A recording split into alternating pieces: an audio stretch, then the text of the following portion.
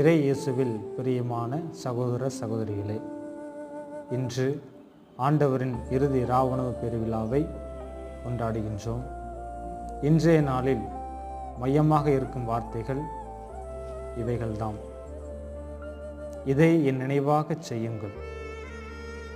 பாதம் கழுவுதல், பணிவிடை செய்தல், அப்பம் பிடுதல், அன்பு செய்தல் என அனைத்திலும் தன் நினைவை நம்மிடம் விட்டு சென்றுள்ளார் இயேசு. மனிதர்களை மற்ற உயிர்களிலிருந்து மேன்மைப்படுத்தும் ஒரு கொடை.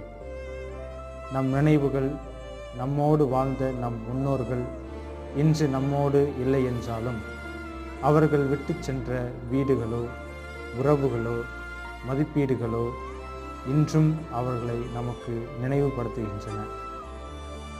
நினைவு நமக்கு அழியா வாழ்வை தருகின்றன. இறப்பு நினைவுகளை அழிக்க முடியாது. அதில் இறப்பு தோற்றுதான் போகிறது. ஆகையால் தான் இயேசு தான் காட்டி கொடுக்கப்பட்டு இறப்பதற்கு முன்பு நினைவாக செய்யுங்கள் என்று தம் சீடர்களுக்கு நினைவூட்டுகின்றார். இன்று இவ்வுலகம் ஏங்கியிருக்கும் ஒன்று அன்புதான். இது கிடைக்காமல் ஏங்குவோர் எத்தனையோ பேர். ஒவ்வொரு ஆன்மாவும் அன்பிற்காக இயங்குகின்றது. அந்த அன்பு பல நேரங்களில் பலருக்கு கிடைப்பதில்லை. சிலர் கிடைக்கும்போது அதை கண்டுகொள்வதில்லை. இயேசுவை பொறுத்தவரையில் அன்பு அடையாளங்களை தாண்டுவது.